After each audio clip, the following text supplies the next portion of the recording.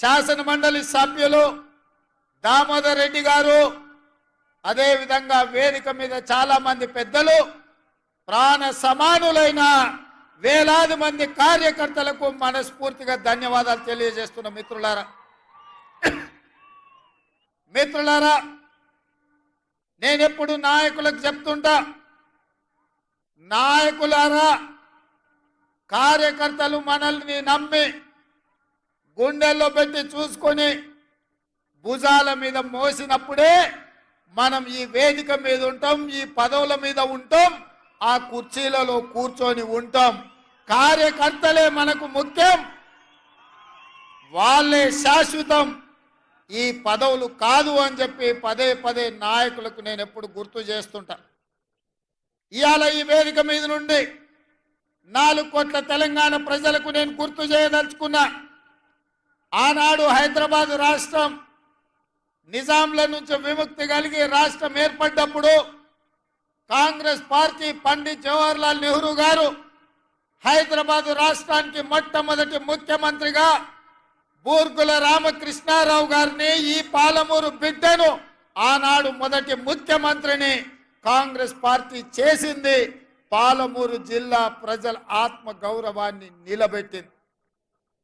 మళ్ళీ ఈనాడు కాంగ్రెస్ పార్టీ ఎన్నో త్యాగాలకు, ఎన్నో నష్టాలకు ఎదురొడ్డి నిలబడి 4 కోట్ల ప్రజల ఆకాంక్ష, 60 సంవత్సరాల కోరికను కరీంనగర్ జిల్లాలో మాట ఇచ్చి మాట నిలబెట్టుకోవడానికి మాట తప్పని మడమ తిప్పని నాయకురాలు 2014లో తెలంగాణ రాష్ట్రం ఇస్తే ఆ 10 సంవత్సరాలు ఒక దుష్టుడు దుర్మార్గుడి పాలన ఈ రాష్ట్రాన్ని పట్టి పీడించింది.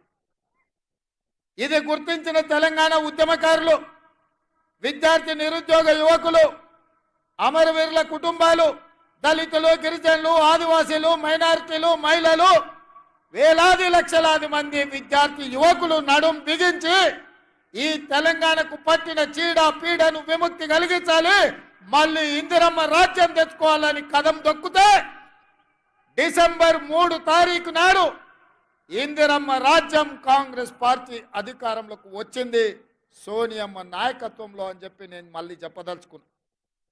తెలంగాణ రాష్ట్రం వచ్చిన తర్వాత ఏర్పడ్డ మొట్టమొదటి కాంగ్రెస్ ప్రభుత్వంలో మళ్ళీ సోనియమ్మ, మల్లికార్జున్ ఖర్గే గారు, రాహుల్ గాంధీ గారు, ప్రియాంక గాంధీ గారు, మీ బిడ్డ నల్లమల్లిలో పుట్టిన మీ బిడ్డ, మీ సోదరుడు, ఎక్కడో ఒక రైతు బిడ్డ, కుగ్రామంలో ఉన్న బిడ్డను మళ్ళీ తెలంగాణ రాష్ట్రానికి కాంగ్రెస్ పార్టీ ప్రభుత్వంలో ముఖ్యమంత్రిని చేసి పాలమూరు గడ్డ పట్ల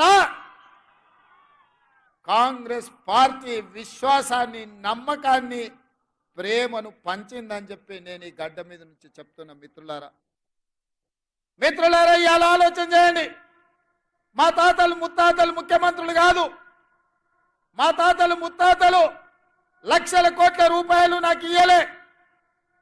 మా తాతలు ముత్తాతలు లేకపోతే నేను మా అయ్య పేరు చెప్పుకొని ఈ కుర్చీలో కూర్చోలే. మీకందరికీ తెలుసు 2006లో సామాన్యమైన కార్యకర్తగా ఆనాడు ప్రజలలో ఉండాలి, పాలమూరుని అభివృద్ధి చేయాలి, ఈ పాలమూరు బిడ్డలకు అండగా ఉండాలి, వలసలు ఆగాలి, ఆత్మహత్యల్ని ఆపాలి అన్న ఆలోచనతోని చాలా మంది వద్దన్నా, ఎందుకు నీకు రాజకీయాలు, స్వతంత్ర అభ్యర్థిగా నిలబడితే గెలవడం కష్టమని సూచన చేసినా ఎక్కడో ఒక దగ్గర ప్రయత్నం మొదలు పెట్టాలి. ఎంత దూరం నడవాలన్నా, సప్త సముద్రాలు దాటాలన్నా మొదటి అడుగు వేయాల్సిందే కదా. అందుకే ఈరోజు నేను మొదటి అడుగేస్తున్నాను. 2006 జూన్లో మీ మీద ఉన్న నమ్మకంతో, జిల్లా మీద ఉన్న ప్రేమతోని మిడ్చిల్ మండలంలో జడ్పీటీసీగా స్వతంత్ర అభ్యర్థిగా నిలబడితే మిడ్చిల్ మండల ప్రతి పౌరుడు, ప్రతి కార్యకర్త అండగా నిలబడి ఆనాడు స్వతంత్ర జడ్పీటీసీగా నన్ను గెలిపించారు. నేను ఆయనలోనే చెప్పిన, చివరి రక్తం బొట్టు వరకు, ఆఖరి శ్వాస వరకు ఈ జిల్లా అభివృద్ధి కోసం, ఈ జిల్లా నిరుద్యోగ విద్యార్థి యువకుల అభ్యున్నతి కోసం నేను కష్టపడతా అని ఆ రోజు చెప్పిన ఆ ఎల్లా ఎవరం మనం అనుకోలే రేవంత్ రెడ్డి ఏమవుతాడు, రేవంత్ రెడ్డి ఏమి కాడు అని ఎవరు ఆలోచన చేయలే. కానీ ఒక మంచి లక్ష్యంతో మొదలు పెట్టిండు కాబట్టి మన బిడ్డ కష్టపడుతున్నప్పుడు మనం అండగా నిలబడాలి అని మేడ్చల్ మండలం అంతా ఏకమై నన్ను జడ్పీటీసీగా మీరు గెలిపించారు, ఆశీర్వదించారు. మళ్ళీ 2007 జూన్లో శాసన మండలి సభ్యుడిగా మీ దగ్గరకు వస్తే ఎంపీటీసీలు, కౌన్సిలర్లు, జడ్పీటీసీలు ఆయల్లో మీరందరూ అండగా నిలబడి శాసన మండలి సభ్యుడిగా 2007లో మీరు గెలిపించారు, మీరు నిలబెట్టిండ్రు. మళ్ళీ 2009 జూన్లో కొడంగల్ ఎక్కడుంటుందో నాకు తెలీదు.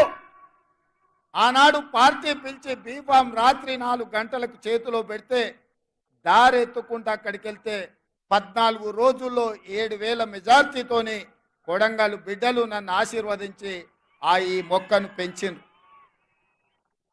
2014లో మళ్ళీ గెలిపించిండ్రు. అదేవిధంగా మూడవసారి దేశంలోనే పెద్ద పార్లమెంటు నియోజకవర్గం నరేంద్ర మోడీ, అమిత్ షా పార్లమెంటు నియోజకవర్గాలు కలిపిన నా మల్కాజ్గిరి పార్లమెంటులో సగానికంటే ఎక్కువ కాదు.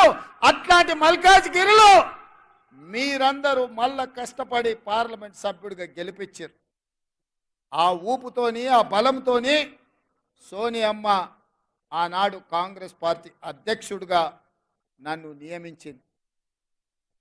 నేను ఒక్క మాట చెప్పదలుచుకున్న మిత్రులారా, ఇవాళ ఈ తెలంగాణ రాష్ట్రానికి ముఖ్యమంత్రిగా మీ ముందు నిలబడి నిటారుగా ఎవరితోనైనా కొట్లాడడానికి నాకు ఈ ధైర్యం ఉంది అంటే, ఈ ఆత్మవిశ్వాసం ఉందంటే, ఈ పాలమూరు బిడ్డలు నన్ను గుండెల్లో పెట్టి చూసుకున్నారు, నన్ను భుజాల మీద మోసిండ్రు. గల్లీ నుంచి ఢిల్లీ వరకు మేమున్నాం, నువ్వు కొట్లాడు. అది మోడీ అయినా సరే, కేడీ అయినా సరే, బిల్లా అయినా సరే, రంగా అయినా సరే, ఎవడినైనా నువ్వు ఎదురొడ్డి నిలబడు, తొడగొట్టి పడగొట్టు అని మీరు చెప్పిండ్రు. కాబట్టి ఇవాళ ఈ ఆత్మవిశ్వాసంతో నిన్న మొన్న నరేంద్ర మోడీ గారి మీటింగ్లో కూడా నా రాష్ట్రానికి నువ్వు నిధులు ఇవ్వాల్సిందే, అభివృద్ధికి సహకరించాల్సిందే. నువ్వు గుజరాత్కు బుల్లెట్ ట్రైన్ వేసుకున్నా, సబర్మతి రివర్ ఫ్రంట్ కట్టుకున్నా, గిఫ్ట్ సిటీ కట్టుకున్నా, నా పాలమూరుకో నా తెలంగాణకు నాకు ఎందుకు ఇవ్వవు అని చెప్పి సభాముఖంగా ఆయన ఎదురుగానే తుమ్మిడేటి కట్టుకోవడానికి మాకు అనుమతులు ఇప్పించాలి, మెట్రో రైలు నిర్మించుకోవడానికి నువ్వు నిధులు విడుదల చేయాలి, మూసి రివర్ డెవలప్